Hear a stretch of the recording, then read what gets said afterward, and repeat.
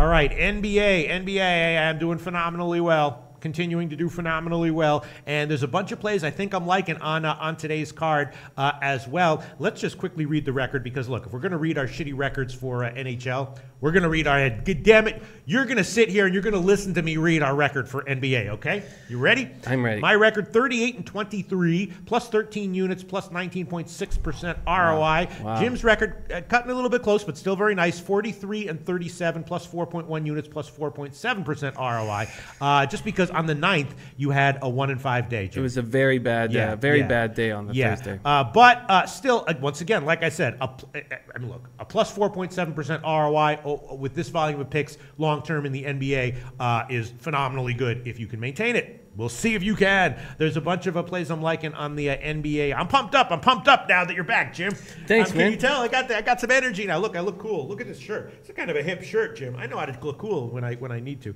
All right, let's get into it. Let's get into NBA. A lot of picks I'm liking. All right. First thing I'm thinking about, Utah obviously losing Gobert. Yeah, that's not good. Their first game with Favors was nice, but then they got scotched in their next game, which was one of my picks. I think it was against Minnesota. And the Knicks, had a nice game against the Cavs. And they blew it in the second half, and I'm thinking the Knicks, at least on the first half here, maybe on the team total over, are great plays. What do you think? I think the Knicks are a great play tonight, absolutely. I'm a Derek Favors fan, but sure. I'm going to – okay, he's welcoming this challenge with Gobert out of the lineup, and he's saying all the right things, and center is his natural position.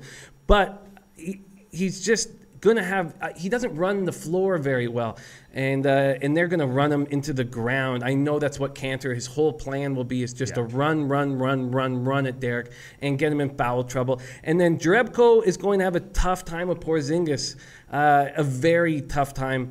And Knicks just losing this heartbreaker to the Cavs, 6-3 at home. I was surprised that we were getting the line that we were getting. Yes, it makes me a little bit nervous. It has gotten bet up a little bit. I bet the first half. I will definitely throw that one on there. First half -2, -110 at where is it? -2, -110 at Bookmaker is the current line right now. Pinnacle does not have any first halves out, but I will take -2, -110. And I was also, the Jazz have let up a little bit defensively. We know that the Knicks can put up points. I was thinking about the Knicks team total over 103.5 as well. What do you think about that? I think that is a good spot. I mean, 103.5 is not too much for the Knicks to do, but the Jazz are going to slow the game down as much as possible. Yeah. I'm curious. I need to watch a full game of them playing without Gobert and with Favors at the 5 and Jerebko at the 4. I mean, I'm worried about the Jazz, but I do know that they're going to slow the pace down. Yeah. All right. I am not going to overthink it. I will just take the Knicks -2 on the first half, -110. Do you want anything on this game, Jim? Very much so. I'd like the full game. Okay. -4, -110 is the best line. It's 4 or 4.5 right now. Jim's taking the full game. Knicks -4, -110 at a bunch of places, Bookmaker and a bunch of places. All right, moving on. Washington and Miami. I've had a pretty good read on Washington recently. Their defense has really stepped it up. There was a couple of days where that was like where their unders or the team total unders were my best bets of the day. And I think at some point their defense is going to let up and they're going to start giving up a lot of points again. But again, I'm looking at it game by game. Feels like this game with Whiteside in, Miami will slow it down again. And it feels like once again, I think we'll see a relatively modest scoring game. I'm leaning under and the Miami team total under. What do you think, Jim? Yeah, what is the total for that game? Well, the perfect example, it opened at 209.5. It's now headed up 210.5 or 211. But again, yesterday, same thing happened with the Spurs total. It went down later on in the day, and the game went under. So, but right now it's 210.5 or 211. Yeah, the Wizards have burnt me. I've tried to go under, and they're playing at such a fast pace right now. It's very difficult. They're second in the league at 111.4 points per game. I did not expect that, although Beal and Wall are nasty. And they have no bench to speak of. So I think that you're right. I think we need to find the right time to start taking unders in Wizards game. And I've already been doing it. Yeah, it's great. It's a smart move. It's a smart move because I took the under in the Wizards game about, two or three times about a week and a half, 2 weeks ago. Well, we had him on the Lakers game. We both had that under. We had that under, but I still feel like they've burnt me too many times. I got the Wizards-Pacers game went way over when I had the under. And But I do think you're right. I think the Heat will slow the game down, and I'm just a little shy with the Wizards right now, but I think it's the right move. Okay. CC924 says Heat are 0-9-2 ATS at home. Yeah, you're right. Washington just does have kind of a weak bench. All right, I'll think about that when I'm thinking about the Miami team total under and the under in that game. Then another game that I'm thinking about is definitely the New Orleans and Toronto game. Now, New Orleans, I had a casher with the under in their game against Atlanta. I was nervous about New Orleans not really taking Atlanta too seriously, and that did come to pass. They got the win, but they didn't get the cover. And now, they're going up at home against Toronto. Toronto's coming off with a huge win over over Houston yesterday, and it's a very weirdly low line here for New Orleans, considering how they're getting Rondo back and considering how good they've been ATS. Before that Atlanta game, they covered like 6 in a row or something. It's only 3 or 3.5 market wide, and I'm thinking that New Orleans might be a good play on the first half at least here, maybe on the full game. Is Toronto that good that they should be only getting 3 or 3.5 here on a back-to-back? I was surprised at the line as well, and great call yesterday, by the way, with the Raptors. I just think that, first off, I've been very... Oh, actually, yesterday I had the Houston team total under, which cashed by a half point in the last seconds. Wow. Yeah, I didn't have the Raptors. I had the Houston team total over. Okay, yeah. That was not a good call, but I cashed it anyway. All right. But the Raptors. But I think we keep Rondo out of this. I've been told that he's got a 14-minute limit tonight, so it's going to take him some time. Although he has provided a spark, but mostly on the bench. The Pelicans have committed 42 turnovers in their last 2 games, so they desperately need Rondo in there to take the pressure off a Holiday. But man, this OG Anunoby, man, the original gangster, looking very good in the starting role last night for the Raptors, picking up 16, gives us another option. And with Norm Powell out, he and CJ Miles will see more game time, and that will add to our offense because Norm Powell is a great defender, on-ball defender. I'm very interested to see how the Raptors handle this back-to-back after playing so well against Houston. Some interesting comments here. Dan Kelly says Toronto's backcourt is going to win that game. Sean Williams says, don't fade the Twin Towers. Jimmy, they have burned you too many times. LOL. Shy Archie Archibald. Shy Archie, that guy is an old-time poster at SBR. Put up probably the best SBR forum video of all times, where he secretly taped his girlfriend talking about SBR posters and just slamming the hell out of him. Funniest shit I've ever seen in my life. He's Shy Archie Archibald says Toronto faded fast during the end of last night's game. It's an interesting game here. My sense is that probably I know that New Orleans isn't really a first half team, which people have pointed out in previous shows. My sense is though that either in the first quarter or the first half they're a good bet here. Yeah, it's a tough spot. We're all over the board right now. Big Easy VZ says Toronto on a back-to-back off a big win advantage. Pelicans never faded, says Raptors the play. It's Rosa in the house saying, Jimmy, we ride in Toronto. I'm concerned. I'm concerned about how they're going to handle this back-to-back. Yes. I am definitely as well. Bill Perry says, lots of low-hanging fruit games tonight. Let us know what you think the low-hanging fruits are, Bill Perry. And here we go. Ace comment here by Brock Lee. He says, Pete is totally accepted by the millennials. That's my, I have 2 dreams basically in life. To be a citizen of Australia and to be accepted by millennials. Those are my 2 basic dreams. And to maintain a positive record in all sports in my public picks. Three dreams in life. Hey, man, respect. I respect your dreams very, very much. Be an Australian citizen, accepted by millennials, and maintain a positive record in all sports. Doesn't have to be 10, 12, 15 units. Just a positive record plus a half unit over the whole season is fine, just as long as it's positive. I'm a bit of the opposite. I really want the older cappers, man. I want the Mark Lawrences. Really? I want the old cappers. Yeah, because, I look up to them, and I want them to... but yeah, I think that we're a good team then. I'm looking for the old cappers, and you're looking at the millennials, man. Yeah, for sure. All right, so Nate Pereira says, my eyes are tearing to see you both together again. A new commenter, Nate Pereira. I haven't seen who that guy was. All right, so anyway, listen. Got to make a decision here about this New Orleans game. It's an interesting game. Obviously, New Orleans in general has been a good bet recently. They didn't take Atlanta as seriously as they should have. Still got the win, but didn't cover. I nailed that one with the under. Here, I'm thinking New Orleans early is going to be a good bet. Other people saying that Toronto has a big edge in the backcourt and that they will come out and pull this game away. It's just my sense is that early New Orleans is a play. What do you think, Jim?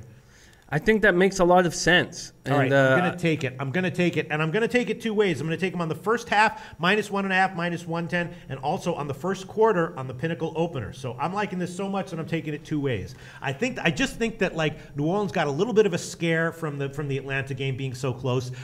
Great game by Toronto yesterday, but as Archie Archibald said, they faded at the end of that game, and it feels like it's just going to be a down spot early for Toronto. So I'm going to take New Orleans on the first quarter, first half. Hopefully, I at least cash one of them. Maybe I'll cash both. Jim. Yeah, it makes sense. It makes sense. I get it. All right, let's move on to other games. What game do you really like on tonight's card, Jim? Well, before I do, my man Philip Age says that the streets fucks with Pistol Pete. Oh, man. do they really? Means Yeah. If the streets are fucking with you, man, listen, I know. you're on the right track. I know some people in high places, low places, left places, right places, northwest, southeast. I know a lot of people over in this world, Jim. Respect. Oh yeah. Okay, well, let's see. I'm still pretty confident in a couple games, even though I did feel like this was a difficult card to mess with. But I'm really interested in the under in the Spurs game here. Where do I have it? Fuck. By the way, let me just say one thing. When I said I want to be accepted by millennials, I didn't mean millennial handicappers. I just meant like millennial people. I feel you. Okay, all right, go on. Okay. I feel you. I like the under in the Spurs Timberwolves game, and I'm curious to see what you guys think about it. The Spurs have looked good, won 5 of 6. Aldridge just put up 32 last night. He has become their sole offensive output. You know, their only thing that they've got really going for them is getting the ball to Aldridge, and he had a big night last night, and it's a back-to-back. The Wolves have scored over 100 points in 12 straight games. Pop is obviously going to create a game plan to slow that down. Now, with Dang, Patton, and Aldrich out, there's no natural 5 to back up Towns. So the way I see the game being played is that Pop is going to send every offensive play directly at Towns to both get him tired and to get him in foul trouble. And if that happens, then the offense, I think, will dry up.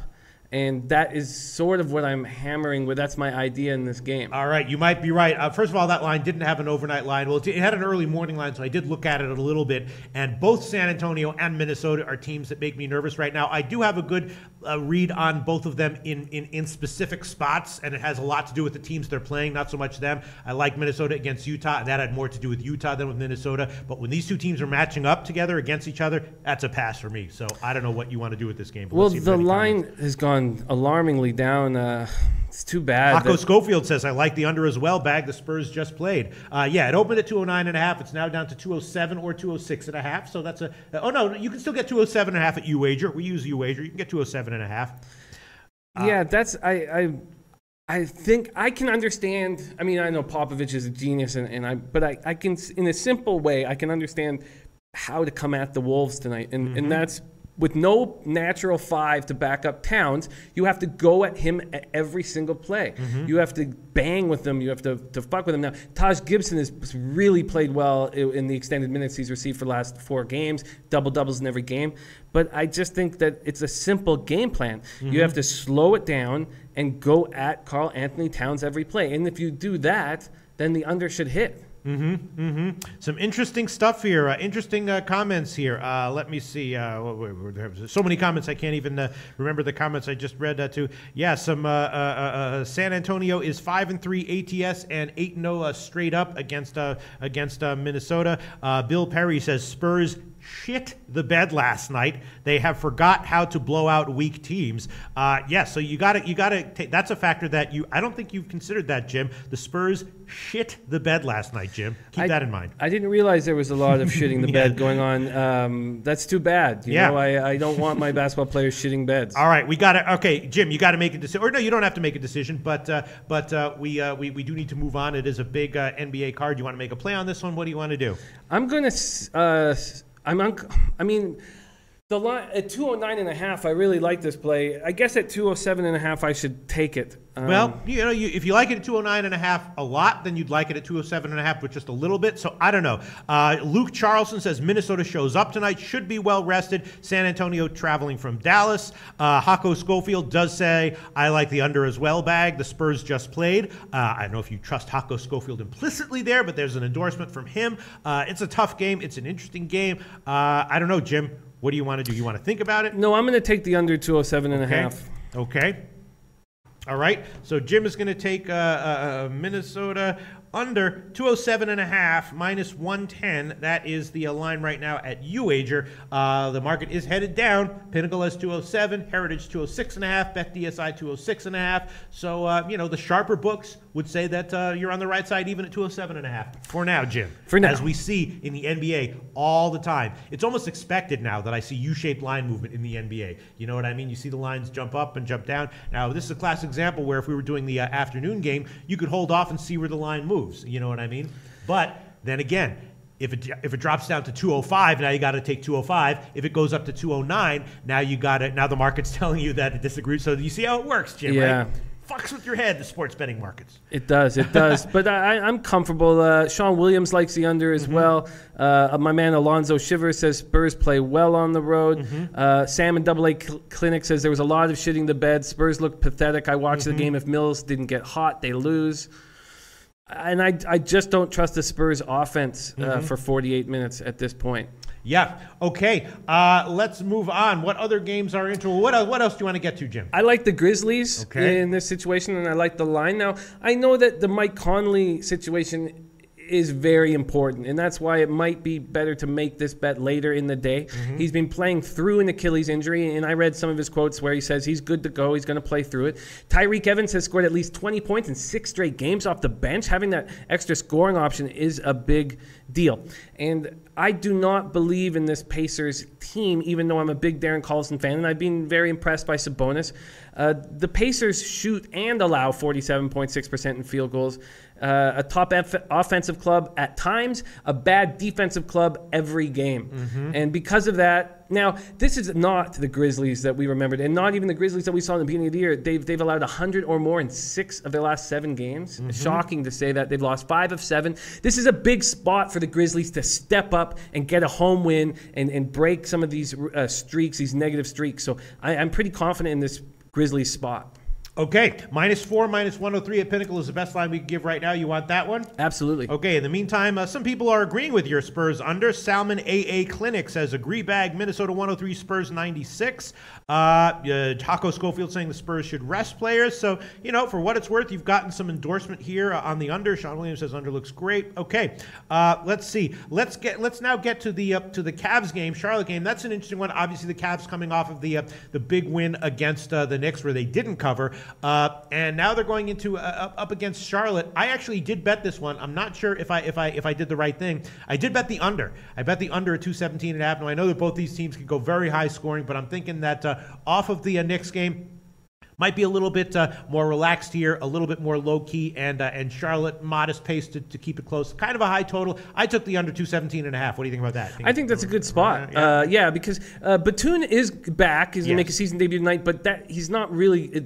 In a week or so, maybe he will really help this Hornets team because he averages 5.9 assists per game last year, and they have the worst average amount of assists right now. I was shocked that Kemba has to do a better job distributing. They're only averaging 19.5 assists per game, and that's just not good enough, and Batum will help. Because it's Batum's first game and they're going to have to reintegrate him into the system, I think that the under is a good spot, and I know that without Tristan Thompson, the Cavs' idea will be just to bring Howard out. Howard will be useless, I think, in this game. But the Hornets are going to need Frank Kaminsky to defend the perimeter and defend the three-point line and then take those three-point shots himself. I think Kaminsky will have a big game. And it's clear LeBron is starting to get into shape, but their defense is absolutely terrible. 28th in the league, 112.5 points per game, and I don't see that changing anytime soon. A lot of people commenting on this game, loving the Cavs. Hako Schofield saying like the Cavs tonight. Alonzo Shivers says Cavs low-hanging fruit.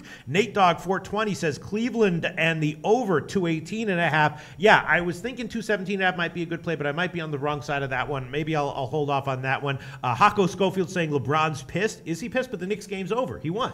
He won, but they're 7-7? Or how long are they going to be a 500 team? Searcy has a great comment here. It says the bench at home will win this game. Wait for the game to be bet down. Interesting. Yeah, very interesting. All right, I think I will hold off on it. Although my lean is definitely to the under on that one, and maybe the Charlotte team total under. A lot of people liking Cleveland though. Let's move to the. Well, do you want to make a pick on that game? No, I'm concerned with that game. Let's move to a game that a lot of people were just talking about in the chat box. Philly against the Lakers. Now, obviously, Philly is freaking awesome, right? They bounced right back after the blowout loss to Golden State and got another win in ATS cover. They've been covering like a demon recently. They had a two-game skid where they they got blown out by Golden State. Bounced back last game, and the Lakers can cover at times, but in general a pretty kind of a crappy team, and it's a little bit of a suspiciously low line again, -3 or 3.5 for Philly. What's up with that? I know in their last game, all the big guys played like 35 minutes, so that, but still a little bit suspiciously low, right? Yeah, I like the Sixers here, and I kind of like the under, and I've been burnt taking the under in Lakers games. But here's my thinking around the under, and it's Jordan Clarkson played the full fourth quarter in their win over the Suns. He's averaging over 50% from the field, 40% from three. They can't play him in the fourth quarter against Ben Simmons. Ben Simmons will eat him for lunch. They're going to have to play Lonzo extended minutes because Lonzo's long enough to defend Ben Simmons. Because that Clarkson's not going to have a spot really in the rotation unless they move him to the 2, I think that the Lakers will score less points in this game. And I think Ben Simmons is going to change the game, and Lakers are going to have to plan for Ben's 6'10" point guard. You're just not going to be able to use Clarkson. Yeah. Again, I was thinking Philly on the first half. Do you think that they're better on the full game or the first half? Well, Alonso likes 76ers first half. Yeah. Jesus Cabrera likes 76ers all the way. Brock Lee's with you. He says 76ers are a first half team. Okay. I'm taking it. 76ers on the first half. They've always been a first half team, even last year when they sucked. All right, -1, -115. I did bet that one, and I'll throw that one on there. Philly first half -1, -115. Philly first half -1, And then Arthur comes in with exactly what we talked about 3 weeks ago. The Sixers were off last night in Los Angeles. Oh gosh. And that is such a good point, Arthur. Thank you so much for bringing that up. That is such a big deal. That is such a huge deal. And Embiid is now a superstar. Yeah. And he's going to, I don't know what, I wish we could find out what clubs they were at last night. But we saw what that did to the Grizzlies when they were feeling so good about themselves. Now, it did help that the Sixers lost 2 games in a row before beating the Clippers 109-105, but that is a huge deal. It is.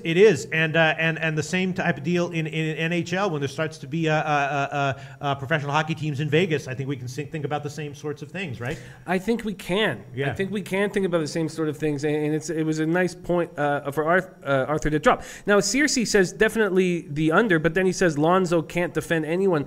I've been impressed with Lonzo's defending. I know he hasn't grown into a man's body yet, and that will really help him defend, but I've been impressed, and he's got the length to fuck with Ben Simmons. I'm concerned about last night off in LA. Yeah. I'm very concerned about it. Interesting. K-Pine0927 says 10-foot pole game. He might be right. You know what? I'm going to bet that if Philly did go out and club it up last night in LA, that maybe it affects them in the first quarter, the first 6 minutes, but that in the second quarter they'll get it together. The drugs from last night will wear off a little bit, get out of their system, they'll sweat it out, and they'll come back and take it. So I'll take Philly first half -1, -115. If it loses, it loses. I'll eat it, but I'm okay with that one. I hear you. Carlos Luder says Lonzo won't guard Simmons, man. What are you talking about? Obviously, they're going to have to keep switching.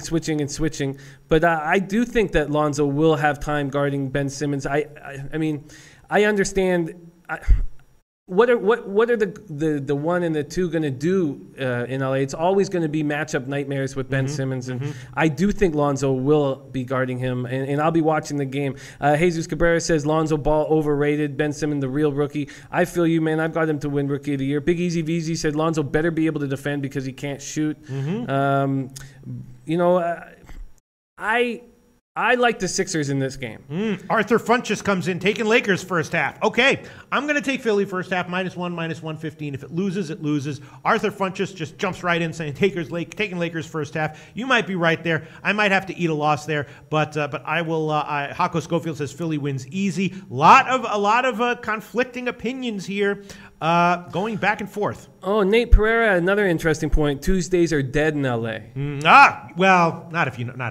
Not if you know where to go.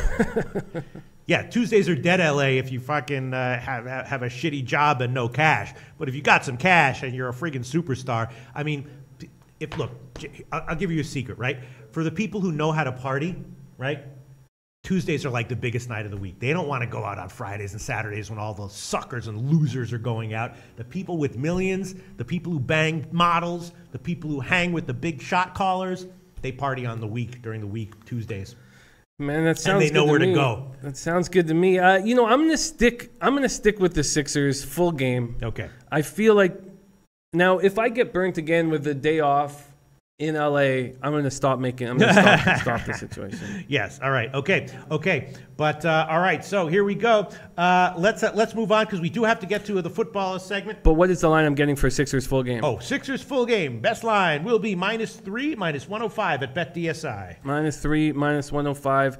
Sixers locked. -3, -105. All right, so let's review and see if we want to add any other picks so far in the NBA. I'm on the Knicks first half, -2, -110. New Orleans first half, -1.5, and the first quarter pinnacle opener. Philly first half, -1, -115. Jim is on Minnesota under 207.5, -110. Memphis -4, -103. And Philly -3, -105. And the Knicks -4, -110. Anything else you want to add on here, Jim? Yeah, I'm going to take the over in the Magic Blazers game this evening.